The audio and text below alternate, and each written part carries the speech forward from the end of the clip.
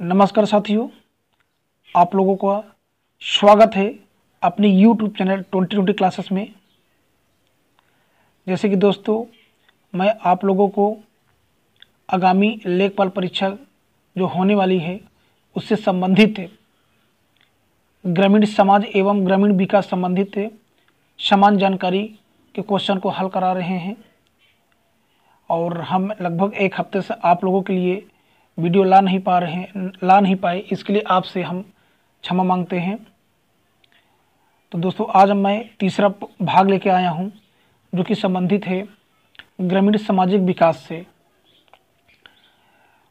तो चलिए दोस्तों, हम लोग अपने पहले प्रश्न की ओर चलते हैं। तो आपका पहला प्रश्न है, भारत में ग्राम पंचायत की कुल संख्या कितनी है? आपका पहला ऑप्शन 2,12,585, दूसरा 2,39,582, तीसरा 2,40,202, चौथा उपयुक्त में से कोई नहीं। तो इनमें से आपका उत्तर होगा सी, 2,40,202 ग्राम पंचायतों की संख्या है। आपका दूसरा प्रश्न है, भारत में पंचायती राज स्थापित करने वाले प्रथम दो राज्य कौन से थे? आपका पहला ऑप्शन राजस्थान और महाराष्ट्र, दूसरा राजस्थान और पश्चिम बंगाल, तीसरा राजस्थान और आंध्र प्रदेश, चौथा राजस्थान और पंजाब। तो आपका उत्तर होगा राजस्थान और आंध्र प्रदेश। आपका अगला क्वेश्चन, ग्राम के वार्डों से चुने हुए कितने सदस्य होते हैं जिन्हें पंच कहा जाता है? पहला ऑप्शन 5 से 20, दूसरा 7 से 20, तीसरा 10 से 20, चौथा 5 से 9। तो आपको उत्तर होगा बी, 7 से 17। क्या होगा आपका उत्तर? 7 से 17 होगा। आपका अगला क्वेश्चन, प्रदेश में एक वर्ष में न्यूनतम कितनी ग्राम सभा की बैठक अर्थात मीटिंग होनी चाहिए? आपका पहला ऑप्शन 3, दूसरा 4, तीसरा सी और चौथा 2। तो आपका उत्तर होगा डी, अर्थात 2 मीटिंग होना जरूरी है। चलिए हम लोग अपने अगले प्रश्न में आते हैं।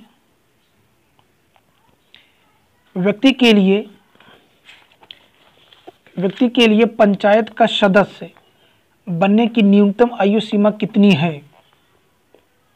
आपका पहला ऑप्शन 21 वर्ष, दूसरा 25 वर्ष, तीसरा 35 वर्ष, चौथा 18 वर्ष है। तो दोस्तों, ये तो आप लोगों को आंसर लगभग पता ही होगा कि जो गांव में प्रधान बनते हैं या मेंबर बनते हैं, बीडीसी बनते हैं, तो उनकी उम्र के बारे में पूछा है।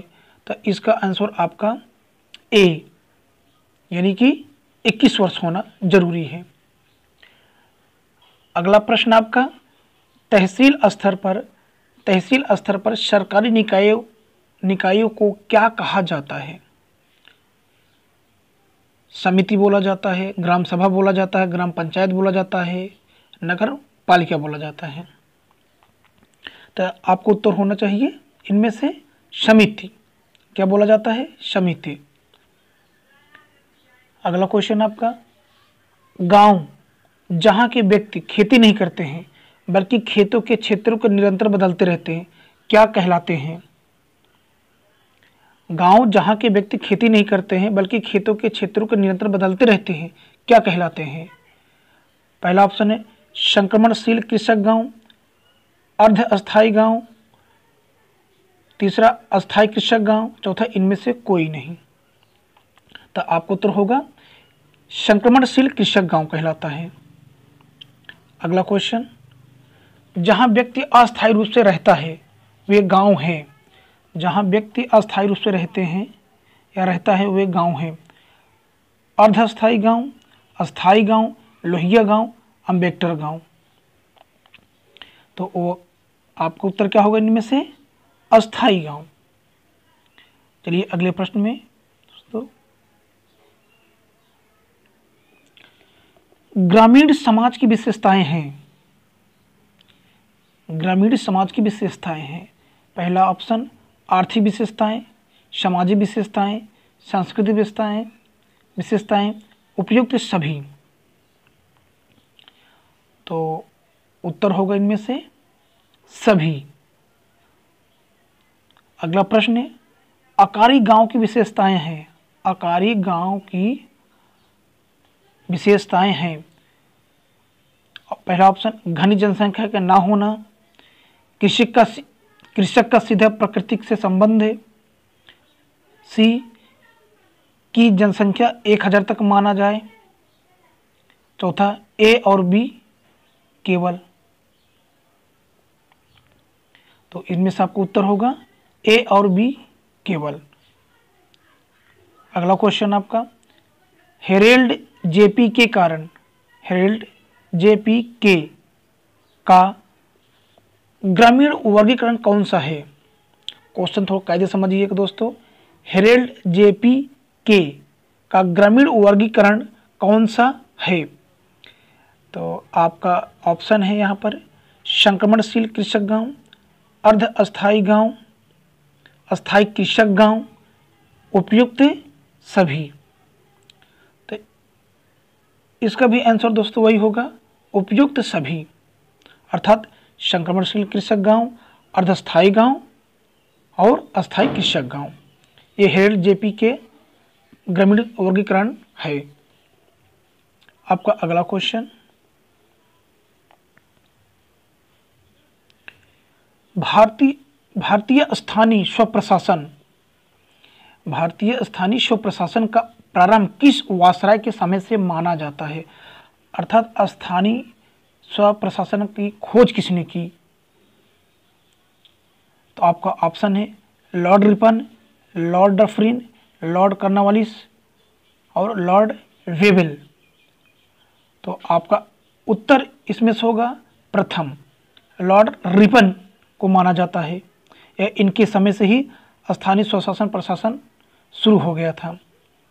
आपका अगला प्रश्न है, वर्तमान समय में पंचायत राज की त्रिस्तरीय प्रणाली में नहीं है।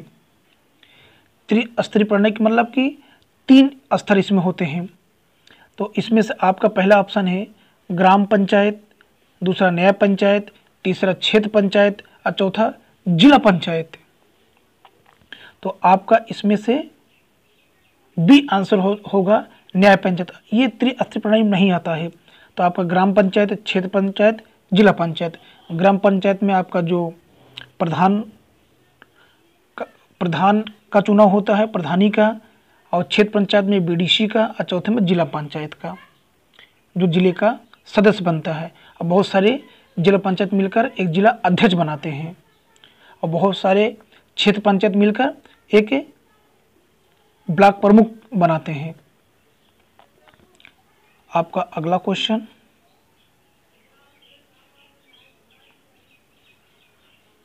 पंचायत की सबसे छोटी इकाई है, पंचायत की सबसे छोटी इकाई है ग्राम सभा, भूमि प्रबंधन समिति, न्याय पंचायत, क्षेत्र पंचायत। तो ये लगभग सभी कौन सा पता होगा, क्या होगा, ग्राम सभा, यानी अर्थात ऑप्शन ए आपका उत्तर होगा। आपका अगला क्वेश्चन,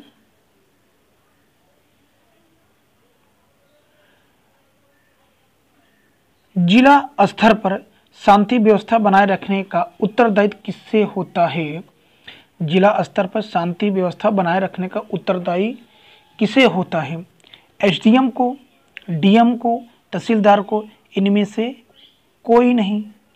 तो आपका उत्तर डिस्ट्रिक्ट मजिस्ट्रेट डीएम को होता है।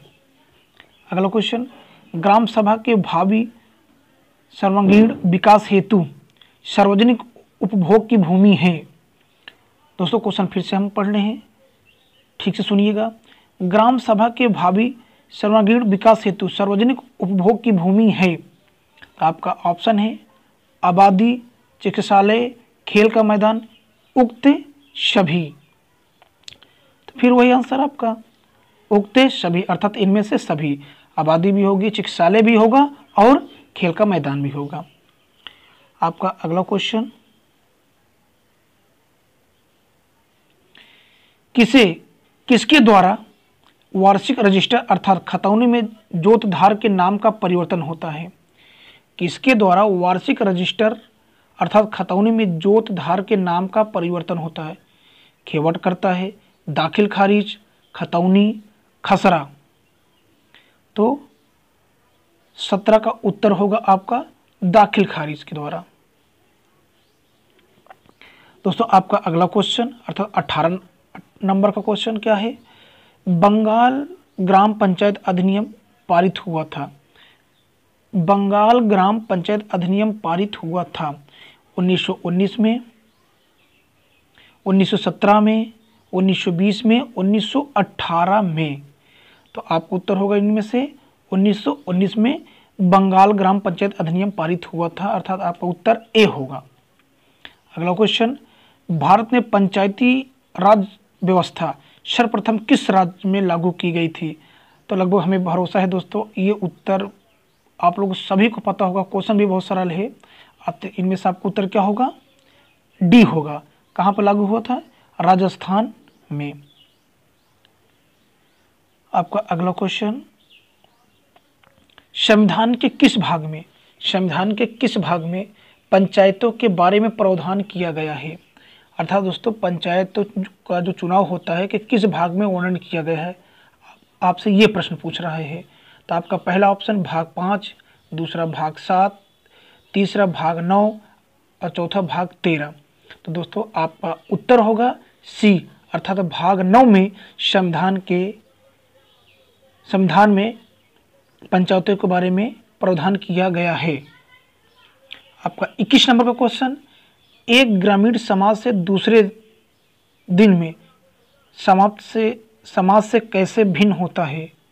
सॉरी दोस्तों ये क्वेश्चन लिखते समय कुछ मिस्टेक हो गया। तो क्वेश्चन होगा एक ग्रामीण समाज दूसरे ग्रामीण समाज से कैसे भिन्न होता है?